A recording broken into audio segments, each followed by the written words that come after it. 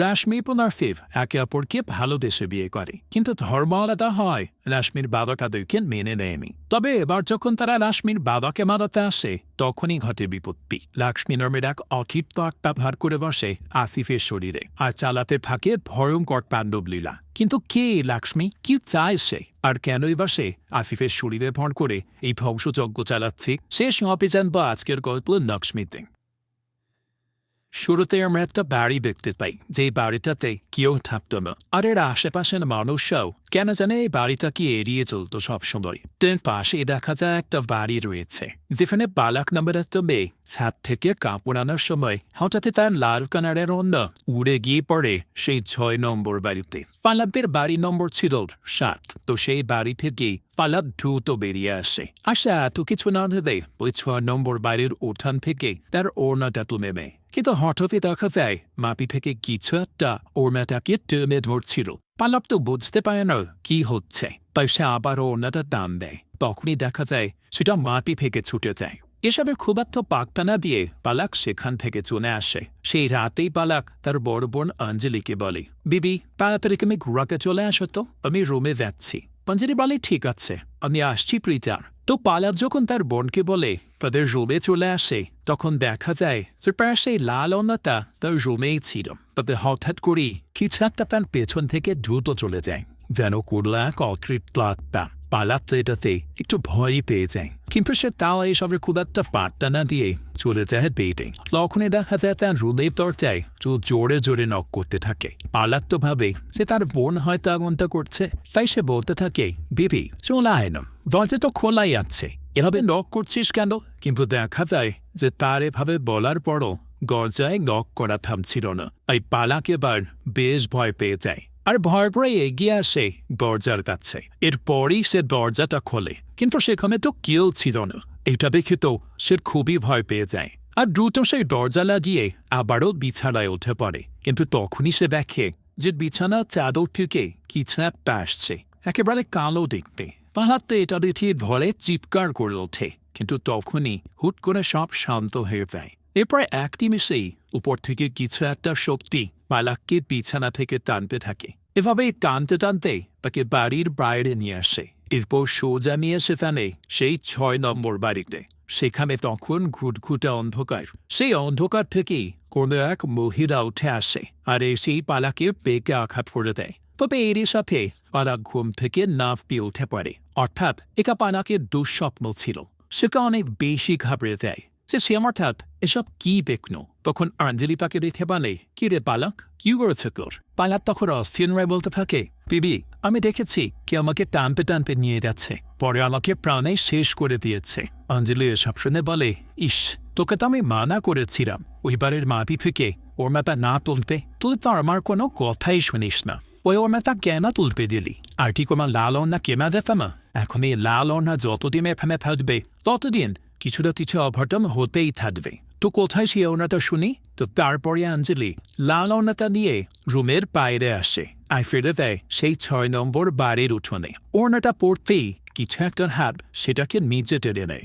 দৃশ্য পরিবর্তন হয়, আর আমরা আর একটা জায়গা দেখি। দেখা যায় একজন ভণ্ড বাবা, সে লোকেদেরকে বোকা বাড়াচ্ছিল, আর সাধারণ মানুষকে বলছিল তা ভেতরে ভূত আসছে, আর এসব ভূতের কথা বলে সে মেয়েদেরকে টর্চার করত। এ লোক ছিল এতটাই বাজে। তবে আজ যখন এই বাবা একটা মেয়ের উপর টর্চার করছিল, ঠিক তখনই সেখানে আসিফ নামের একজন চলে আসে, আর সে এসে এই ভণ্ড বাবার আসল রূপ সবার সামনে তুলে ধরে। আসিফ সবার সামনে প্রমাণ করে দেয় যে কোনো ভূতই ছিল না তার ভিতর, বরং এগুলো এই বাবার নাটক ছিল। আর বাস্তবে এসব ভূত টুত বলে কিছুই হয় না। সেই সব নাটক করে করে সবাইকে বোকা বানাচ্ছিল এতদিন, আর নিজের ফায়দা লুটছিল।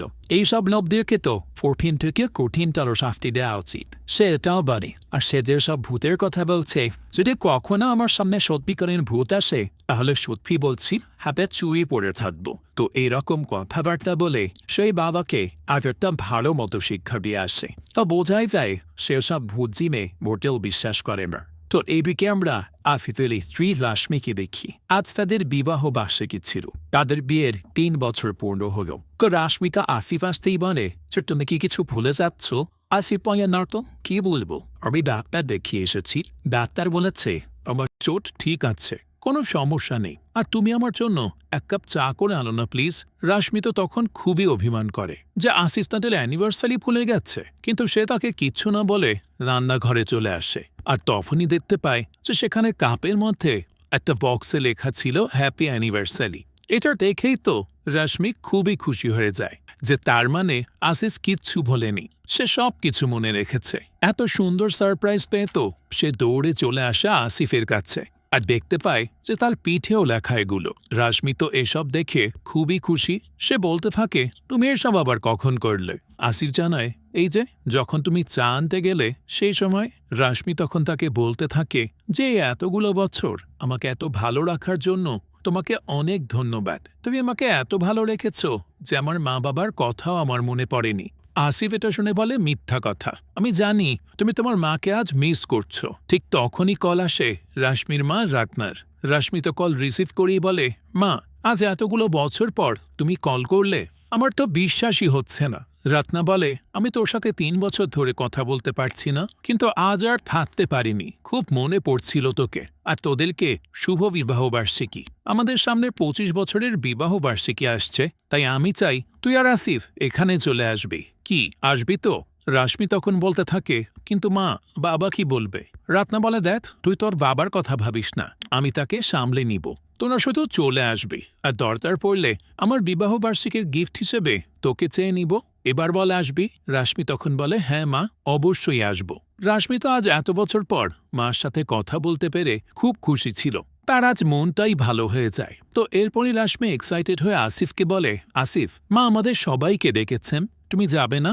তখন আসিফের ভাইয়ের ছেলে শান বলে আচ্ছা চাচ্চু, তোমাকে এত বছর পর কেন ডাকছেন? আসিফ তখন জানায় যে আসলে আমি আর তোর চাচি পালিয়ে বিয়ে করেছিলাম, ভেবেছিলাম তারা বিয়ের পর আমাদেরকে মেনে নিবে, কিন্তু আমি যে মুসলিম তাই রাশমির বাবা কখনোই এসব মানতে পারেনি। তবে এইবার গেলে আমি প্রমাণ করে দিব যে আমি রাশমির জন্য একেবারেই পারফেক্ট চয়েস। তো পরের দিনই তারা দামানে যাওয়ার জন্য বেরিয়ে পড়ে, আর তাদের গাড়িটা এসে থামে ঠিক সেই ৬ নম্বর বাড়ির সামনে।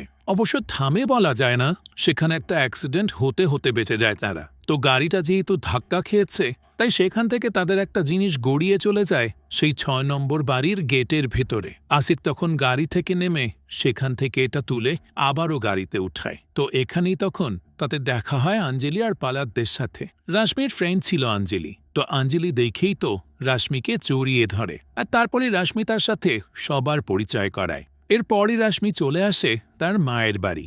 সেখানে আসতেই রাতনা তাদেরকে স্বাগত জানায়, আর এত বছর পর তাদের সাথে কথা বলতে পেরে সে খুবই খুশি হয়। আসলে মারা তো এমনই হয়। যাক, তো আসিফ তখন রাশমির বাবা সচিনকে এসে একভাবে চেয়ে থাকতে দেখে ভাবে সে হয়তো মারা গেছে, কিন্তু হঠাৎই সচিন উঠে বলে কে তুমি? হয় আমাকে এসেই মেরে ফেলছ যে? রাতনা তখন বলে আসলে আমি রাশমি আর তার স্বামী আসিফকে ডেকেছি, আমাদের ২৫তম বিবাহবার্ষিকী উপলক্ষে যে অনুষ্ঠান আছে সেখানে যদি নিজের পরিবারের সবাই নাই থাকে তাহলে তো ফাঁকা ফাঁকা লাগতো সব, তাই না? এ কারণেই তাদেরকে ডেকে এনেছি। সচিন এটা শুনে বলে কিসের ফাঁকা ফাঁকা লাগতো? আমার পরিবারের সবাই আছে, আমার এখানে বাইরের কাউকে লাগবে না। রাতনা তখন একটু মদ খেয়ে পুরো জোশে এসে যায় আর বলতে থাকে কি বললে সচিন? এরা বাইরের কেউ নয়, এরা আমার পরিবার, বুঝলে তুমি? আর এরা এখানেই থাকবে, এটাই আমার শেষ কথা। আমি এদেরকে এখানে ডেকেছি, তাই কিছুদিন তারা এখানেই থাকবে। এরপর তো সে তুই তুকারি শুরু করে দেয়। সে বলতে থাকে শুনে রাখ সচিন, আমি তোকে জিজ্ঞেস করছি না, বরং আমি তোকে বলে দিচ্ছি এরা এখানে থাকবে মানে এখানেই থাকবে, মনে থাকে জানো। আসলে রাতনার মদ খেয়ে সাহসটা একটু বেশিই বেড়ে গিয়েছিল, তাই সে সচিনের সাথে এভাবে কথা বলে। সচিন তখন বলে হ্যাঁ হ্যাঁ, এইসবেই ২ হাত টান খেয়ে খেয়ে আমার জীবনটা জ্বালিয়ে দিল একেবারে। তো এরপর আর সচিন কিছুই বলতে পারে না, তাদেরকে চুপচাপ থাকতে দেয়। তো রাতের বেলা তারা একসাথেই খাবার খায়, কিন্তু সচিন কোনো কথাই বলে না আসিফের সাথে। পরে তিনি আসিফ কিছু বাচ্চাদের কাছ থেকে জানতে পারে যে ওই ৬ নম্বর বাড়িতে নাকি ভূত আছে, তাই তাদের সেখানে যাওয়া মানা। তো যেহেতু আসিফ এসব ভূতে বিশ্বাস করে না, তাই সে বলতে থাকে কিসের ভূত? আরে ভূত বলতে বাস্তবে কিছু হয় না, এসব বিশ্বাস করা একেবারেই বোকামি। সেই সময় শ্রুতি নামের একটা মেয়ে বলে না না, মা বলেছে ওই বাড়ির দিকে তাকানোও ঠিক না, ওখানে ভয়ঙ্কর কিছু আছে। আসিফ বলে, তাই নাকি? ঠিক আছে, তাহলে আজ আমরা সেখানে গিয়ে ক্রিকেট খেলব। দেখি কি হয়, তোমরাও আমার সাথে চলো। আর যদি সত্যি ভূত থেকে থাকে তাহলে আমি আমার হাতে চুরি পরে ফেলব।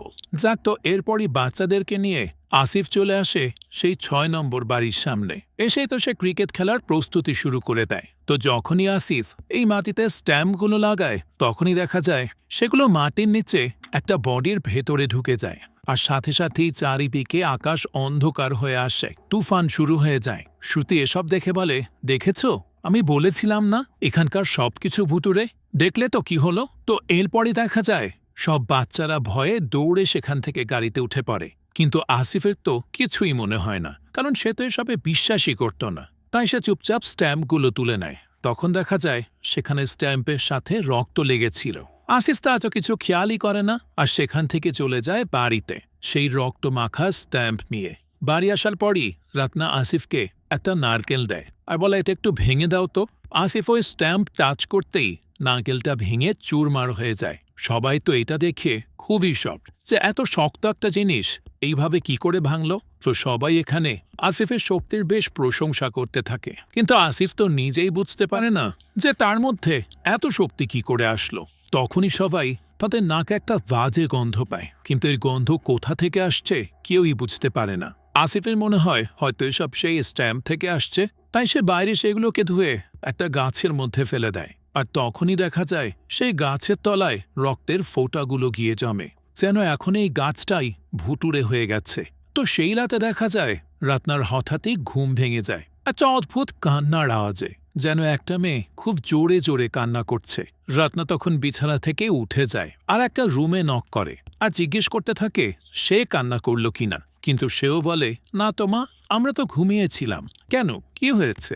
রত্না তখন বলে, না না, কিছু না, তুমি ঘুমাও। তো এরপর রত্না সেখান থেকে চলে যাচ্ছিল, কিন্তু তখনই সে আবারও সেই কান্নাটা শুনতে পায়, যেটা আসছিল নিচতলা থেকে। ফলে রত্না এবার জিজ্ঞেস করে, এই কে এখানে? কান্না করছো কেন? কে তুমি? এতগুলো প্রশ্নের কোনো উত্তরই পাওয়া যায় না। তো কোনো ধরনের সাড়া না পেয়ে রত্না বাড়ির বাইরে চলে আসে। সে সেখানেও কাউকে পায় না। পরে সে দরজাটা লক করে যখন চলে যাচ্ছিল তখনই সে একটা কালো ছায়া দেখতে পায়। এটা দেখে তো সে ভয়ে চিৎকার করে ওঠে আর সোজা নিজের ঘরে দৌড়ে চলে যায়। সে এসেই তার ঘরের খাটের তলায় গিয়ে লুকিয়ে থাকে। তো পরের দিন রত্না অশ্বিনীকে বলে যে, আমার কথা তুমি বিশ্বাস করছো না কেন? আমি সত্যিই কাল রাতে কালো ছায়া দেখেছি। আমার মনে হয়েছে এটা ভূত ছিল। অশ্বিনী তখন বলে, আচ্ছা মা, আপনি আবার ভুল করে কাল বেশি ড্রিঙ্ক করে ফেলেননি তো? রত্না বলে, আরে না, তুমি বিশ্বাস করো, আমি সত্যি একটা কালো ছায়া দেখেছি। ঠিক তখনই সেখানে আসিফ আসে আর বলে, মা, ভূত তো আপনার মাথায়। আপনি মদ খাওয়া কবে থেকে শুরু করেছেন? রত্না জানায়, ছোট থেকেই। না মানে যবে থেকে বুঝতে শিখেছি তবে থেকে। আসিফ বলে, ও, আসলে আপনার হয়তো ছায়ার প্রতি ভয় রয়েছে। এটা একটা রোগ। আসলে আপনার মাথায় মানসিক সমস্যা রয়েছে, তাই আপনাকে ডাক্তার দেখাতে হবে মা। আপনি কোনো ভূত টুত দেখেননি। তখনই সেখানে সচিন চলে আসে আর বলে, আরে বাহ, বাড়ি এসেই প্রথমে বাবাকে মৃত বলল আর এখন মাকে পাগল বলে দিল। খুব সুন্দর তো। সচিন তো এই কথাটুকু বলেই সেখান থেকে চলে যায়। আসিফ তখন বলে, মা, আপনার জীবনের সবচেয়ে বড় ভূত তো এই লোকটাই। এই হচ্ছে সেই কালো ছায়া। তখন রাশমি বলে, আসিফ, উনি আমার বাবা হন, তুমি উনাকে এভাবে বলতে পারো না। আসিফ বলে, তো কি আর বলবো, উনি সবসময় তো ভূতের মতো সবাইকে ভয় দেখান। ভয় কেন দেখান? হ্যাঁ। রাশমি বলে, আসিফ দেখো, আমরা এখানে এসেছি সবাইকে ইমপ্রেস করতে।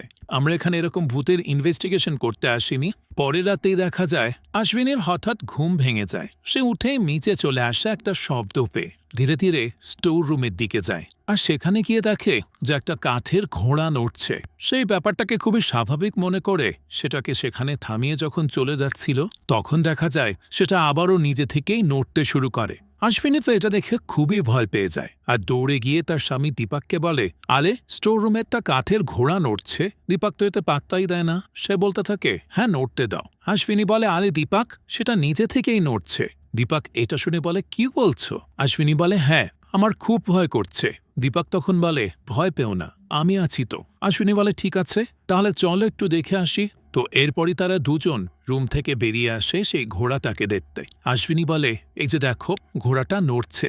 দীপক বলে, তো কি হয়েছে? এই দেখো, আমি থামিয়ে দিয়েছি। আশ্বিনী তখন জিজ্ঞেস করে কি করে থামলো, এইভাবে কেন থামলো, কিন্তু তখনই ঠিক দেখা যায় ঘোড়াটা আবারও নড়তে শুরু করে। আশ্বিনী তো তখন এক চিৎকার দিয়ে সেখান থেকে উঠে যায়। তখনই সেখানে আফিফ আসে, আর সে দেখতে পায় যে এরা প্রচণ্ড ভয় পেয়ে আছে, কারণ ঘোড়াটা নড়ছে। আসিফ গিয়ে তখন জানালা বন্ধ করে, কারণ তখন প্রচুর বাতাস আসছিল বাইরে থেকে। তো দেখা যায় এর সাথে সাথে ঘোড়াটাও নড়া বন্ধ হয়ে যায়। আশ্বিনী তো তখন হাফ ছেড়ে বাঁচে আর বলতে থাকে, ও যাক, বাতাস ছিল। আসিফ বলে, হ্যাঁ ছিল তো। এই বলেই সে সেখান থেকে চলে যায়। তো বিপ্লব যখন রুম থেকে বের হয়, তখনই তার সামনে একটা কালো ছায়া এসে দাঁড়ায়। এটা দেখেই তো সে এক চিৎকার করে ওঠে। পরে দীপক আর আশ্বিনী সেখান থেকে দ্রুত চলে যায়। এরপরই দেখা যায় সেই ঘোড়াটা আবারও নড়ছে, আর ওখানে একটা অদ্ভুত ছায়া বসে আছে, এক ভয়ঙ্কর কালো ছায়া। এখন কে সে আর কি তার রহস্য, তা তো আমরা এই গল্পের মাধ্যমে ধীরে ধীরেই জানতে পারবো। আমরা দেখতে পাই পরের দিনে একটা পুজো ছিল, যেখানে বাড়ির সবাই থাকেও আশ্বিনী আর রাকমা একজন তান্ত্রিকের কাছে যায়। তার কাছেই ভূতের ব্যাপারে বলার পর তান্ত্রিক তাদেরকে বলে, যদি তোমাদের বাড়িতে ভূত ফিকে থাকে তাহলে এই পিনটা কাজ করার মাধ্যমে 100% নিশ্চিত হতে পারবে। তো প্রথমে তোমরা দুজন একটা নারকেল রাখবে বাড়ির মাঝখানে। যদি সেই নারকেল চারিদিকে গড়ে, তাহলে 33% সম্ভাবনা যে সেখানে ভূত আছে। তো তারা দুজন মিলে এই টেস্টটা করে, আর দেখা যায় সেটাই হয়। এরপরে দ্বিতীয় টেস্ট হয়, সেটা হচ্ছে গরুকে খাবার খেপে দেখা। যদি গরুকে খাবার খাওয়ানোর সময় সে সেখান থেকে পালায়, তার মানে সেখানে ভূত রয়েছে। অর্থাৎ প্রাণীরা তো এইসব জিনিস খুব ভালোভাবে অনুভব করতে পারে। তো তারা এটাও করে দেখে, গরুও সেখান থেকে পালায়। এরপর না আশ্বিনীকে বলে, আমরা শেষ টেস্টটাও করে দেখি। আশ্বিনী বলে, মা আমরা তো 66% নিশ্চিত যে ভূত আছে, তাহলে যদি আমরা মারা যাই শেষ টেস্ট করতে গিয়ে, তখন রাতমাতা তখন অনেক জোর করেই এই টেস্ট করতে আসে। তো এই টেস্টটা ছিল রাতমার রক্ত রাখতে হবে এক জায়গায়। যদি সেই রক্ত ভূতে সে খেয়ে যায়, তবে বুঝতে হবে এই ভূত বাড়ি পেয়ে এসেছে রক্ত খেপে। তো আশ্বিনী আগে বাড়ির সব আরো মেয়ে ভাই, আর রাতনাকে বলে, মা রক্ত দিন। রাতনা তো ভীষণ ভয় পাচ্ছিল। আশ্বিনী তখন ভয়ের চোটে বলে, এই বলিল রক্ত দে বলছি, এক ফোঁটা রক্ত দিতে এত নটো আকারি দে, না হলে সে চলে আসবে। রাতনা তখন অবাক হয়ে বলে, তুই কোনো বলছ আমাকে? আশ্বিনী তখন বলতে থাকে, এই পরিস্থিতিতেও সম্মান চাই, আকারি রক্ত দিন। তো এরপরে একরকম জোর করে রক্তের ফোঁটা মেফেকে রেখে তারা বাইরে চলে যায়। আর কিছুক্ষণ পরই দেখা যায় একটা ভয়ঙ্কর আত্মা এসে তার লম্বা জিহ্বার মাধ্যমে রক্তটা চেটে খেয়ে নেয়। এরপর আশ্বিনী আর রাতনার ভয় কে দেখে, তারা তো ভয়ে একেবারেই পাথরুমাচু হয়ে গেছে। তারা বলতে থাকে, শেষ, 100% নিশ্চিত এখন যে আমাদের বাড়িতে ভূত রয়েছে। তো তখনই দেখা যায় ভূতটা তাদের সামনে চলে আসে, আর দৃশ্য এখানেই কাটায়। পরের দিন সাচিন বলে, কি রে শ্রুতি, তোর দাদি তোর মা তারা কোথায় দেখছি না? শ্রুতি মনে তা তো মন্দির গিয়েছিল। সাচিন তখন বলে, ও আমার মাথাটা ব্যথা করছে, কেউ তুমি যে কেউ লেমন গ্রাসেস চা দিবে। এরপরই দেখা যায় লাস্মি তার বাবাকে বলতে থাকে, সে বাবা জানো আফিফ আমাকে খুব ভালো লেগেছে, আমি তার সাথে খুব হাসি খুশি ভাবেই আছি। এত খুশি আছি আমি তার সাথে সে বলে বোঝাতে পারবো না। কিন্তু বাবা আই বলে এটা নয় যে আমার কমতি ফিল হয় না, আমার ভিতরে সারাক্ষণ তোমার থেকে দূরে থাকার শূন্যতা থাকে। তোমার থেকে আশীর্বাদ না পাওয়ার কষ্টটা আমার সবসময় থাকে বাবা। বাবা আমি এখনো তোমাকে ততটাই ভালোবাসি যতটা ভালোবাসতাম। আমি কি লেমন গ্রাসের চাটা করে দিব তোমাকে? সাচিন তখন বলে, হ্যাঁ শাকে একটা বিষ বিষেমি। আর তো এই কথার পর রশ্মি তো খুবই কষ্ট পায়, সে কান্না করতে করতে সেখান থেকে চলে যায়।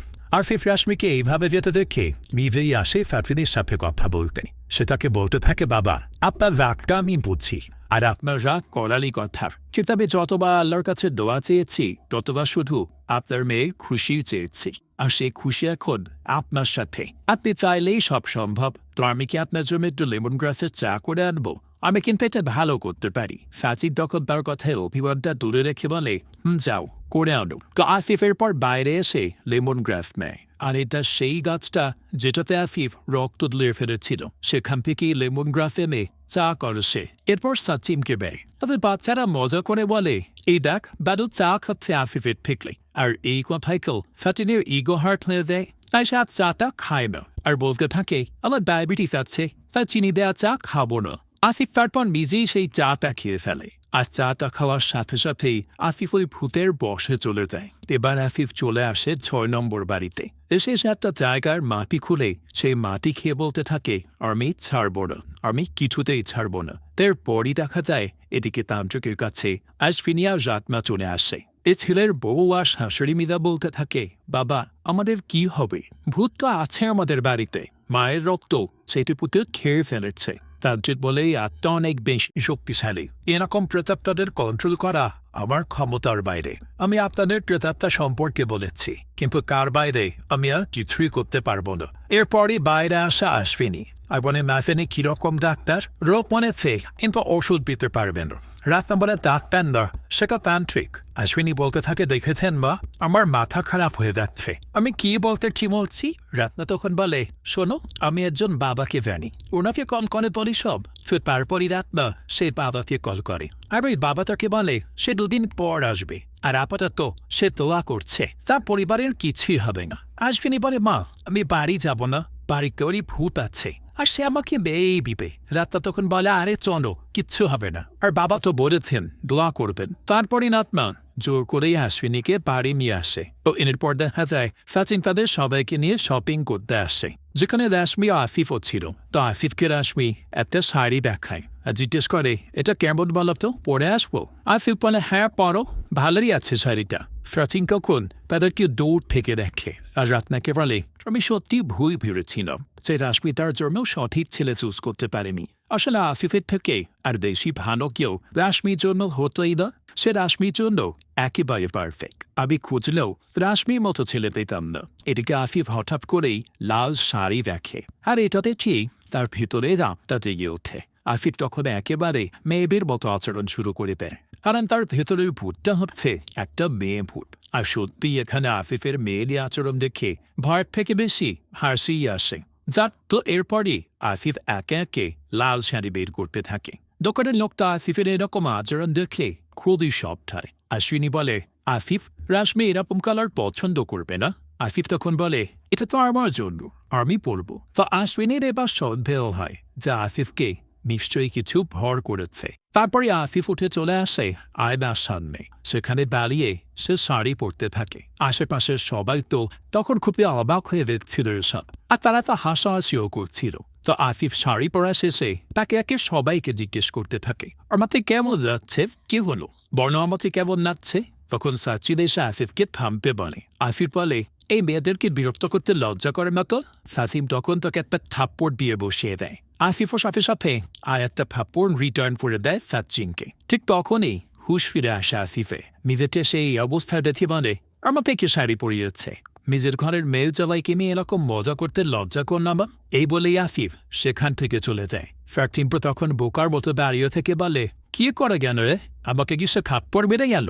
রাতনা বলে, হ্যাঁ ঠিক আগে তুমি কাকে দিয়েছিলেন? তো তারপর রাখবার বাকিরাও সেখান থেকে চলে দেয়। রাতে আশফিনি ঘুম থেকে উঠে ছাদে রাখে, সেখানে দোলনায় দুলছে আফিফ, তবে হাতে নাল চুরি। আশিক তার হাতে চুরিগুলোকে খুব যত্ন করে দেখছিল। আশফিনি এসে এই ব্যাপারে রাশমিকে বলে। রাশমি এটা শুনে বলে, আরে সে তার রুমের মধ্যে ঘুমিয়ে আছে। আশফিমিতে এরপর খুবই শক্ট হয়ে যায়, কারণ মাত্রই তো সে আসিফকে দোলনায় দেখেছে, তাহলে সেই রুমে আসলো কিভাবে? রাশমি তখন বলতে থাকে, কি ড্রিঙ্ক করেছে নাকি? আশফিনি বলে, না আমি সত্যি বলছি, আমি নিজের চোখে দেখেছি, তারপরও আর কি বা করতে পারি। এরপর রাশমি কাকে ফিরতে বলে, কারণ আফিফ ঘুমিয়েছিল। রাশমিও ঘুমিয়ে পড়লে আফিফ আবারও চোখ খোলে। অন্যদিকে আমরা পঙ্কজকে দেখছি, যেখানে পঙ্কজ বলে, কে তুমি? আফিফ বলে, আর আমি লক্ষ্মী লক্ষ্মী। তো এখানে আমরা ভূতটার নাম জানতে পারি। তারপরে লক্ষ্মী মারধর শুরু করে দেয়। সে বলতে থাকে, আমি কাউকে ছেড়ে দিতাম যদি আমার সাথে কিছু করবি। তোরা তো বিয়ের ইচ্ছায় মারা যাচ্ছিস, কারণ বড় আমার পরিবারের উপর হাত দিয়েছিস। তারপর সে তাদের পেছনেই পড়ে যায়। এদিকে আশফিনি খেয়াল রাখে আসিফকে।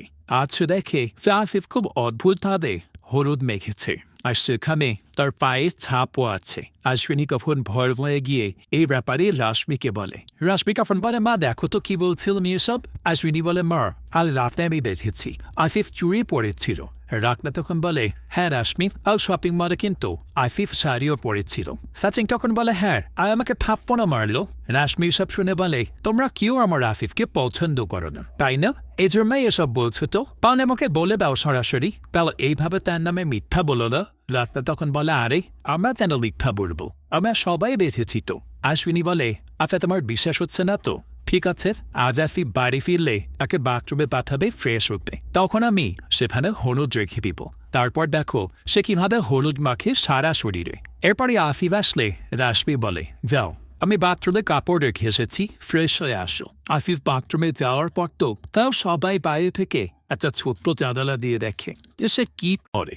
আশ্বিনী প্রথমে উকি দিয়ে দেখে আসিফ হলুদটা হাতে নিয়েছে, তাই সে সাথে সাথে রাশমিকে বলে যে আমার কথা তো তুমি বিশ্বাস করছিলে না তাই না, এখন যাও দেখে নাও নিজেই। তারপরে রাশমি উকি দিয়ে দেখে ভেতরে আসিফ এই হলুদ মুখে লাগিয়ে এক অদ্ভুত আচরণ করছে, একেবারে মেয়েদের মতো। তারপরে একে একে সবাই দেখে, এসবে তো সবাই হতভম্ব হয়ে যায়। তারপরে দেখা যায় আসিফ খাবার টেবিলে আসে। আশ্বিনীর তো তখন ভয়ে হাত কাঁপতে থাকে। আসিফ বলে, আরে আপনারা সবাই আমাকে এভাবে দেখছেন কেন, নিজেদের খাবার দেখুন, আজব ব্যাপার তো। রাশমি তখন বলে, আসিফ আশ্বিনী বলছিল তুমি নাকি কাল রাতে চুরি পরে ঘুরছিলে। আসিফ তখন আশ্বিনীকে বলতে থাকে, আরে আপনি তো সকালে আমাকে এই কথা বলছিলেন, আমি কবে চুরি পড়েছি। আশ্বিনীর তো ভয়ে অবস্থাই খারাপ হয়ে যায়। তখন তার হাজবেন্ড দীপক বলে, সেও দেখেছে, রাতনাবেলা শপিং মলে তো তুমি শাড়ি পরেছিলে, আমরা দেখেছি সবাই। সচিন বলে, হ্যাঁ, আর হলুদ দিয়ে স্নান করতেও আমরা একসাথে দেখেছি। দীপক তখন বলে, আর এই যে তোমার পাও তো হলুদ হয়ে আছে, এখন লুকিয়ে রাখছো কেন। রাশমি তখন বলতে থাকে, আসিফ এইসব কি হচ্ছে। তারপরে আসিফ লক্ষ্মীর মতো আচরণ করে আর বলে, ও তাহলে তোরা সব জেনে গিয়েছিস, ভালোই হয়েছে, চল তাহলে একসাথে খাবার খাই। দীপক তখন রেগে বলে, চুরি পরে নাচিস, শাড়ি পরছিস, হলুদ লাগিয়ে স্নান করছিস, এরকম মেয়েদের মতো আচরণ কেন করছিস? হয় কি হলো বল। আসিফের উপর ভর করা লক্ষ্মী তখন বলে, হাত সরা বলছি। দীপক বলে, না সরাবো না, বল কেন করছিস এসব। লক্ষ্মী বলে, সরা বলছি হাত। এই বলেই সে তার আসল রূপ 1 মিনিটের জন্য দেখায়। সবাই তো এটা দেখে ভয়ে শেষ হয়ে যায়। তারপরই লক্ষ্মী বলে, তুই এক মহিলার উপর হাত তুলবি? হ্যাঁ, এখন আমি তোর উপর হাত তুলব, দেখবি তোর কি অবস্থা হয়। তারপরই লক্ষ্মী দীপককে মারতে শুরু করে, আর একমারেই তো দীপক উড়ে গিয়ে পড়ে। তারপরে আশ্বিনী এসে বলে, প্লিজ দীপককে মেরো না, ওকে ছেড়ে দাও। লক্ষ্মী তখন বলে, ছেড়ে দিব। পরে সে আশ্বিনীকেও একটা থাপ্পড় দিয়ে দেয়। আশ্বিনীকে এভাবে থাপ্পড় খেতে দেখে সচিনের খাওয়া থাপ্পড়ের কথা মনে পড়ে যায়, আর সচিন তো এটা মনে করেই খুব ভয় পেয়ে যায়। তারপরে লক্ষ্মী হেঁটে হেঁটে রাতনার দিকে যায় আর বলে, পরের মেয়ের উপর হাত তুলবে? হ্যাঁ, তোর উপর তুললে তুই মারতি না? রাতনা বলে, না না। লক্ষ্মী বলে, কি? রাতনা তখন বলে, না, হ্যাঁ হ্যাঁ মারতাম। সে আসলে প্রচণ্ড ভয় পেয়ে গিয়েছিল। তো এরপরই লক্ষ্মী খেতে বসে আর জিজ্ঞেস করে, ডাল কে বানিয়েছে? রাতনা জানায় সে বানিয়েছে। লক্ষ্মী তখন বলে, খুব মজা হয়েছে। তো এরপরই দেখা যায় এখানে আসিফের ভেতরে এবার লক্ষ্মীর আত্মার জায়গায় আরেকজন পুরুষের আত্মা আসে, আর সেও খাবার খায়। তারপর আসে আরেকটা ভূতের আত্মা, যে বাচ্চাদের মতো আচরণ করতে থাকে।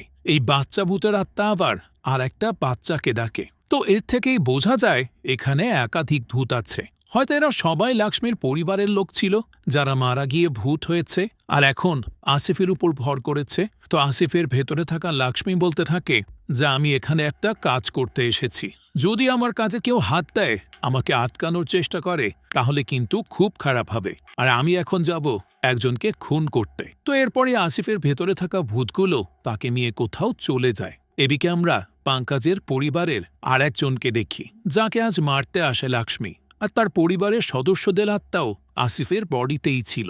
তারা এসেই তো প্রথমে তাকে ভয় দেখায় আর পরে সত্যি সত্যি মেরে দেয়।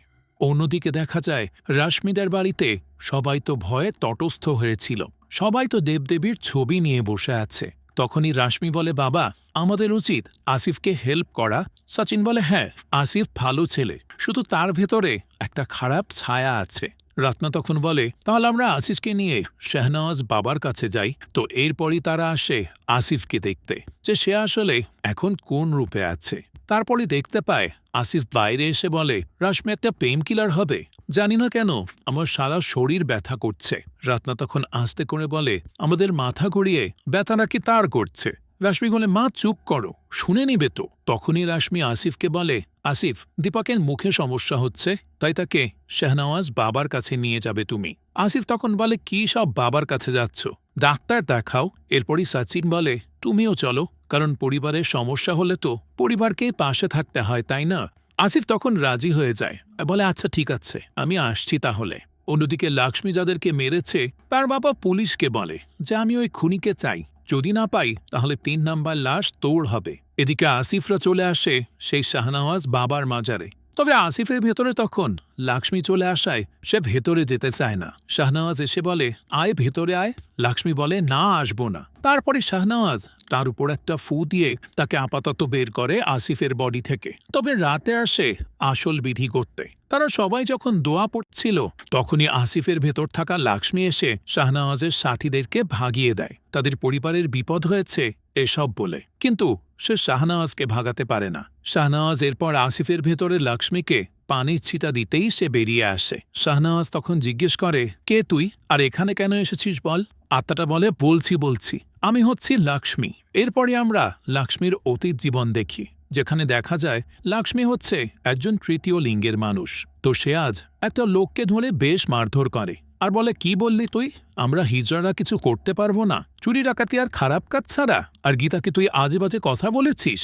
সেই সমাজের জন্য ভালো কিছু করার চেষ্টা করছে, কিন্তু তোদের এসব হজমই হচ্ছে না। তবে মনে রাখ এই ইলেকশনে আমরা দাঁড়াবো, আর তোরা পুরুষেরা যা করতে পারিসনি তাও করে দেখাবো। তখনই সেখানে আব্দুল নামের একজন আসে আর লক্ষ্মীকে আটকায়। তো দেখা যায় লক্ষ্মী একমাত্র আব্দুলের কথাই শোনে, কারণ ছোটবেলায় তার নিজের মা বাবা তাকে ঘর থেকে বের করে দিয়েছিল।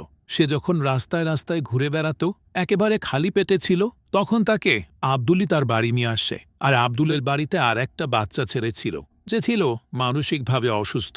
তো এই বাচ্চার আত্মাই আমরা একটু আগে আসিফের ভেতরে দেখেছি, যাকে তখন আব্দুল ছোট্ট লক্ষ্মীকে খাবার দেয়। লক্ষ্মী তখন কান্না করলে আব্দুল বলে তুই কান্না করছিস কেন। লক্ষ্মী বলে আমি তো খুব আলাদা, তাই বাবা আমাকে ঘর থেকে জুতা মেরে বের করে দিয়েছে, আমি তার জন্য কলঙ্ক। তো তাই আব্দুল এটা শুনে বলে তুই কলঙ্ক? তুই কোনো কলঙ্ক না, বরং তুই তো চমৎকার। তোর নাম কি বলতো? লক্ষ্মী তখন জানায় আমার নাম লক্ষ্মণ শর্মা।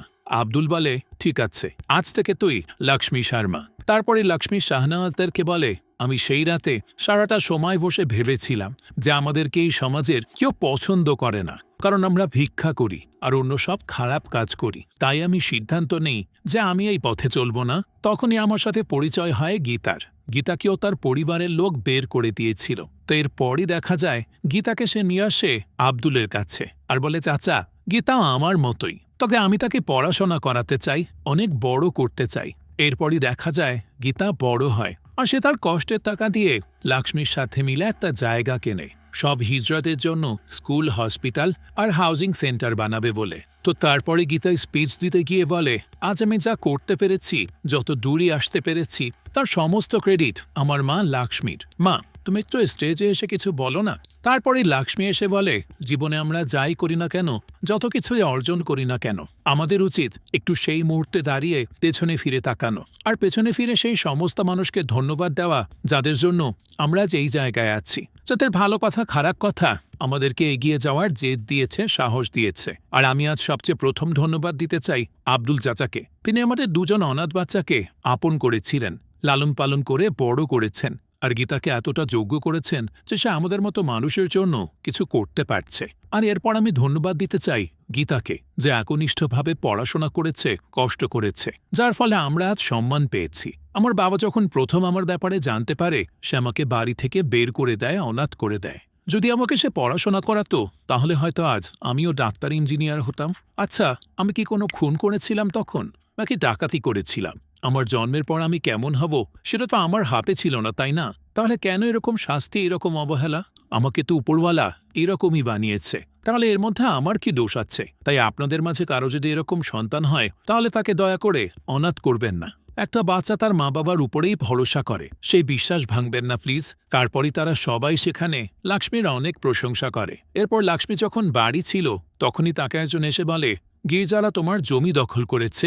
লক্ষ্মী তো এটা শুনে দ্রুত সেখানে যায়, আর আমরা দেখি এটাই হচ্ছে সেই ৬ নম্বর বাড়িটা। তো লক্ষ্মী সেখানে গিয়ে একে একে সবাইকে মারে, আর গির্জাকে বলে একজন অসহায় মানুষের জমি নিতে লজ্জা করে না? এই জমি আমি আমার পরিবারের লোক নিজেদের রক্ত দিয়ে কিনেছি। তখন গির্জা বলে আমি সত্যিই জানতাম না যে এটা একজন হিজড়ার জমি, আমার ছেলে আমাকে বলেনি, আমাকে ক্ষমা করে দিন। তখনই সেখানে গির্জার স্ত্রী আসে আর বলে এদের অভিশাপ থেকে ভালো হবে আপনি এদের জমি ফিরিয়ে দিন। তারপরে গির্জা জমির পেপার দিতে যায়। তখন লক্ষ্মী বলে আমি দুঃখিত, আমি রাগে কত কিছু করে ফেলেছি। গির্জা তখন দেখা যায় পেপার দিতে গিয়ে সেগুলোকে ফেলে দেয়। তখন লক্ষ্মী বলে সমস্যা নেই, আমি তুলছি। বেচারি যখন বিশ্বাসের সাথে সেগুলো তুলছিল তখনই গির্জার স্ত্রী তার পিঠে ছুরি বসিয়ে দেয় আর গির্জার ছেলে তাকে মাথায় মারে। তখন সেখানে আব্দুল আর চিন্টুও আসে। আব্দুলকে লক্ষ্মী বলে আব্দুল চাচা তার আমাকে মিথ্যা ওয়াদা করেছে যে জমির কাগজ ফিরিয়ে দিবে, কিন্তু আমাকে ধোঁকা দিয়ে মেরে দিয়েছে। আব্দুল তখন রেগে মেগে তাদের ধরতে যায়। তখন আব্দুলকেও গির্জা চাকু দিয়ে মেরে ফেলে। এরপরই সেখানে চিন্টু আসে।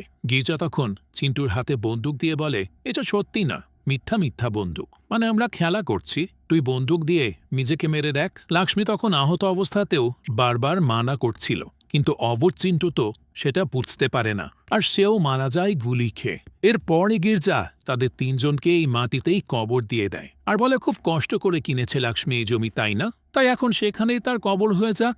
বুঝুন কতটা নিষ্ঠুর। তো এই সব কাহিনী বলে লক্ষ্মী আসিফদের প্রশ্ন করে যে তারা আমার কষ্টের টাকা কেনা জমিতে আমাদেরকেই মেরে কবর দিয়ে দেয়, এটা কোথাকার ন্যায় বলতো?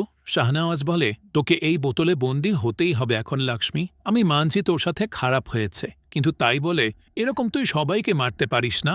লক্ষ্মী তখন বলে না, আমি আগামী চাঁদের মধ্যেই গির্জাকে না মারলে এই জমি গীতা কখনো পাবে না, আর এটা আমাদের রক্তের জমি, তাই এটা আমাদেরই পাওয়ার কথা।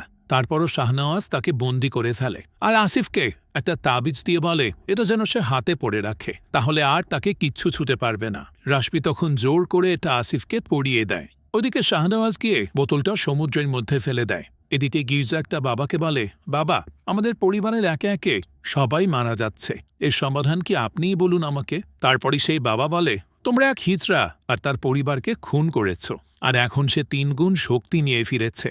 গির্জার স্ত্রী এটা শুনে বলে বাবা তো এর সমাধান কি?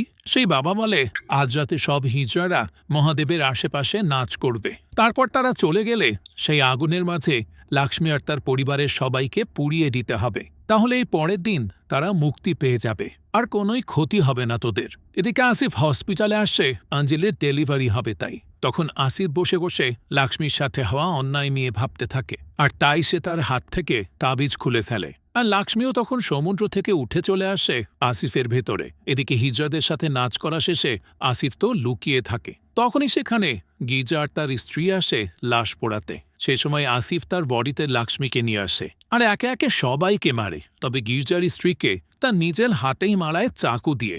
যেভাবে লক্ষ্মীকে ধোঁকা দিয়ে সে চাকু মেরেছিল ঠিক সেইভাবে। এরপরে দেখা যায় গির্জা গিয়ে ঢোকে মন্দিরে, কিন্তু তখনই দেখা যায় আসিফের ভেতর থেকে লক্ষ্মী বেরিয়ে যায়। তখন আসিফ গিয়ে গির্জাকে মারতে মারতে মন্দিরের বাইরে নিয়ে আসে। তখন লক্ষ্মী ও গির্জাকে বাজেভাবে মারে আর সমুদ্রে ফেলে দেয়। এরপরই কেটে যায় 3 মাস আর গীতাও এই জমিটা পেয়ে যায়। সেখানে লক্ষ্মীর নামেই হাউজিং সেন্টার অ্যান্ড ফাউন্ডেশন বানায় সে। তো আসিফকে গীতা ধন্যবাদ জানায়, কারণ সে তাদের জন্য এত কিছু করেছে।